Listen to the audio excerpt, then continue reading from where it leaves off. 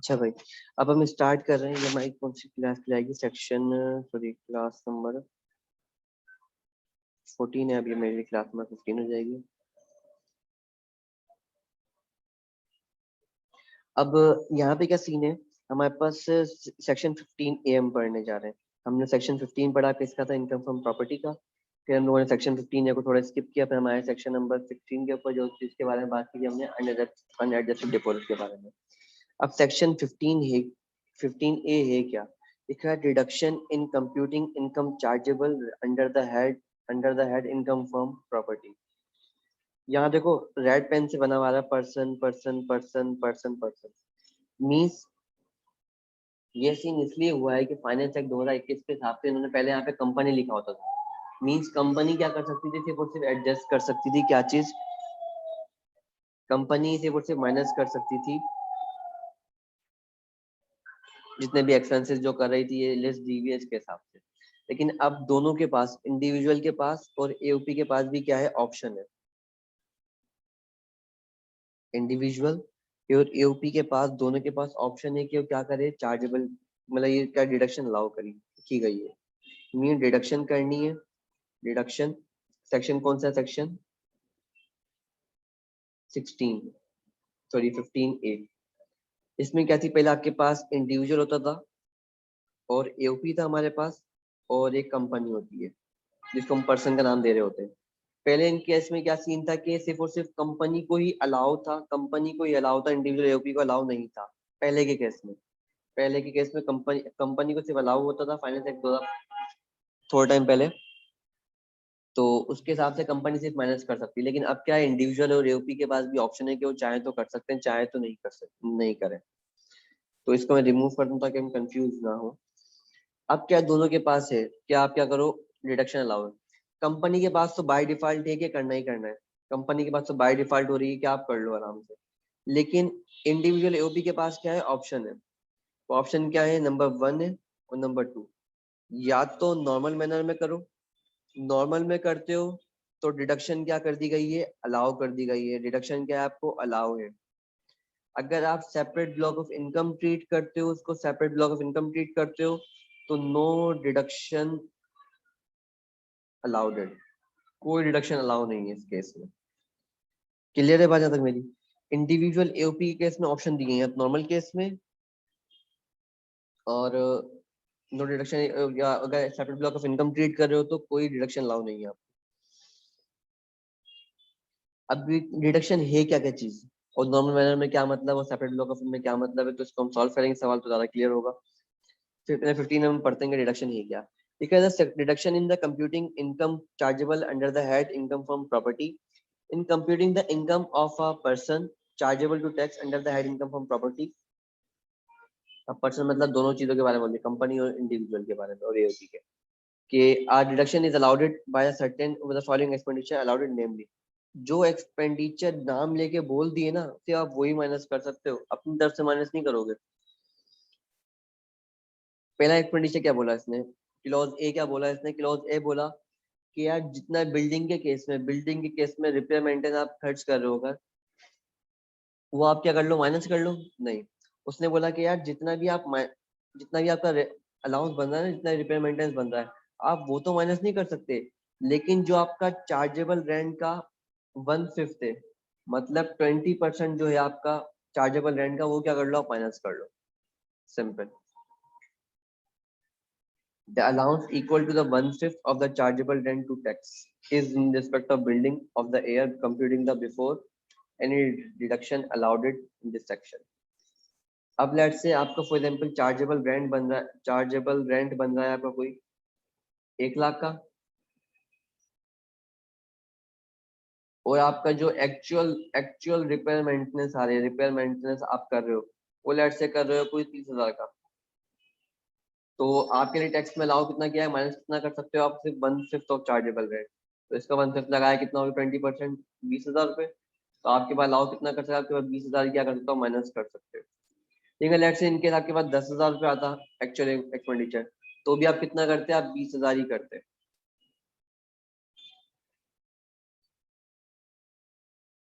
तो आपके पास एक ही ऑप्शन है कि आप 1/5 क्या करोगे? चार्ज करोगे। डायरेक्ट। इसने कमी बेचली बात नहीं की कि आप ना लोअर ऑफ जो भी आ रहा हो वो कर लो, लेट्स 10,000 तो आप 10,000 माइनस करो, नहीं, इसने बोला कि 160 आप क्या करो, माइनस करो।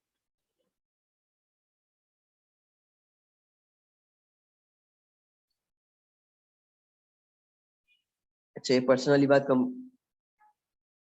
पर्सन जो है कंपनी में किसमें कब चेंज हुआ है? ये फाइनेंस एक्ट 2021 के अंदर चेंज हुआ है।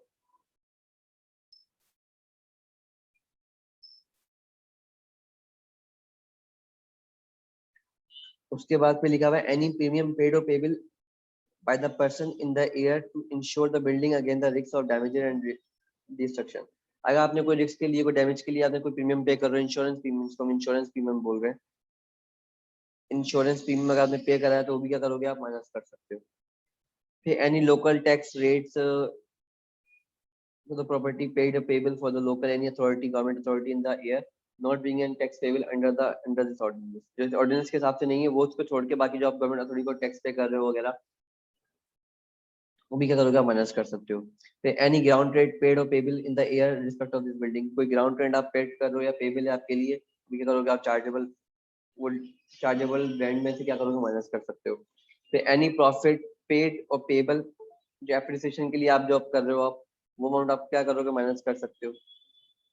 In the year on the any many borrows including by the way of mortgage to acquire, construction, renovate, extend or reconstruct the property। इसके लिए आपने कोई लेट से कोई खर्चा वर्चा कर रहे हो या प्रॉपर्टी की कीमत बढ़ रही हो, आप उसको माइनस कर रहे हो, आपका इंटरेस्ट रेट बढ़ रहा है तो भी क्या करोगे आप, उसमें माइनस करोगे। फिर एफ इनकम छोड़ते हैं, लेट से आपने जो इंटरेस्ट वगैरह पे किया होगा शेड्यूल बैंक वगैरह, वो भी आप क्या करोगे, माइनस कर सकते हो। फिर लिखा था where the property is subject to mortgage or other capital charge, the amount of profit or interest paid on the mortgage or charges, वो क्या करोगे आप, माइनस कर सकते हो। फिफ्थ पॉइंट इंपॉर्टेंट है हमारे लिए, लिखा हुआ है एनी एक्सपेंडिचर नॉट एक्सीडिंग 4%। अगर लेट से कोई अदर, ये तो ऊपर वाली बात जो करी नॉर्मल है, वो तो एक्चुअल की बारे बात हुई वन सेक्स को छोड़ के। देखिए इस केस में क्या बोला कि अगर लेट से आप कोई एडमिन के लिए या किसी और काम के लिए आप अगर पैसे खर्च कर रहे हो, अगर आप पैसे खर्च कर रहे हो और ये एडमिन के लिए कलेक्शन चार्जेस अगर आप पैसे खर्च कर रहे हो, तो वो कभी भी आपका 4% चार्जेबल रेंट से ज्यादा ना हो। इस केस में क्या मतलब, lower of 4% of chargeable rent plus actual. अब चार्जेबल रेंट देख लो या एक्चुअल देख लो, जो इसमें से लोअर हो वो क्या करोगे, माइनस कर सकते हो। इस केस में अगर आपने कोई एडमिनिस्ट्रेशन के लिए खर्चा पे करा है या कलेक्शन चार्जेस के लिए, आपने कोई कलेक्शन के लिए आपने कोई बंदा रखा हुआ है, वो पैसे ले रहा है लेकिन वो चार्जेबल रेंट का 4% से ऊपर ना हो। फिर हमारे पास कि एनी एक्सपेंडिचर पेड और पेबल बाय द, ये हम सिर्फ पॉइंट पढ़ रहे हैं, इसके बाद हम इसको सॉल्व भी करेंगे बाकायदा सवाल इसका। एनी एक्सपेंडिचर पेड और payable by the person in the tax या legal charges required acquired to defend the person a titles to the property or any suit connected with the property in court। आप property के चक्कर में आपको अगर आपके नाम पे नहीं आ रही है, कोई लीगल कोई मसला चल रहा है आपका, तो वो क्या कर सकते हो, माइनस कर सकते हो, वो माइनस करोगे। फिर इसके अलावा आपका टेनेंट जो है पैसे ही नहीं दे रहा आपको, जे सेक्शन क्लॉज जे जो क्या क्लॉज जे जो है ये आपको बता रहा है कि लेट्स से आपको कोई टेनेंट ऐसा है जो आपको रेंट पे ही नहीं कर रहा, आपके लिए क्या हो चुका है, बेड रेट हो चुका है, वो भी क्या कर सकते हो, माइनस कर सकते हो। लेकिन माइनस तो करोगे आप, लेकिन अगर लेट्स से उस बंदे से पैसे वापस मिलते हैं आपको, तो आप क्या करोगे, दोबारा से इनकम का पार्ट बनाओगे आप उसको। तो इसको हम पढ़ लेते हैं यहाँ पे। जे पॉइंट, जे ने क्या बताया मुझे अपना, कि ऐसा रेंट जो मुझे रिकवर हो जाए बाद में, वो क्या करोगे, इनकम ऑफ प्रॉपर्टी का पार्ट बनाओगे। तो जे पॉइंट से दोबारा से पढ़ने स्टार्ट कर रहे हैं हम लोग जे से। जे में क्या लिखा है, where there the reasonable ground that for believing that the unpaid rent in respect of property is irrecoverable, मिलेगा ही नहीं, बैड डेट हो जाए, बैड डेट हो जाए, बैड डेट हो जाए, तो क्या करोगे आप, उसको माइनस कर सकते हो। Means tenancy was bona fide, bad debt हो जाए, the defaulting tenant was vacate the property और step has been taken to compel the tenant to vacate the property and the defaulting tenant is not in the occupation of any other property of the person। मतलब ऐसा एक तो tenant आपके पास पैसे दे नहीं रहा, ऊपर से आपने उस टेनेंट से सारी प्रॉपर्टी खाली भी करवा ली, और आपने क्या करा, आपने कोई स्टेप ले लिया, लाइक से कोई कोर्ट में केस कर दिया कि आपको पता है कि टेनेंट से पैसे नहीं मिल रहे, या कोई सीन करा आपने उसके साथ कि बस मकान खाली करे। अगर आपने कोई भी स्टेप ले लिया इस तरीके से तो भी आपके लिए समझो बेड डेट है। वो टेनेंट आपका किसी भी और प्रॉपर्टी के अंदर ऑक्यूपेशन नहीं करता, मीन्स काम नहीं करता, क्योंकि आप काम करेगा तो आप उससे पैसे ले सकते हो, मतलब सैलरी में से काट लोगे। और कहीं काम भी नहीं करता मीन्स पैसे नहीं करवाना नामुमकिन हो गया है। तो इस केस में आप क्या करोगे, अपने चार्जेबल रेंट में से वो अमाउंट पेबल था, पेबल के तौर पर माइनस, हम रिसीवेबल के तौर पे हम चार्जेबल रेंट का पार्ट बना देते हैं। तो इस केस में हम क्या करते हैं, माइनस कर सकते हैं, अलाउ है हमें।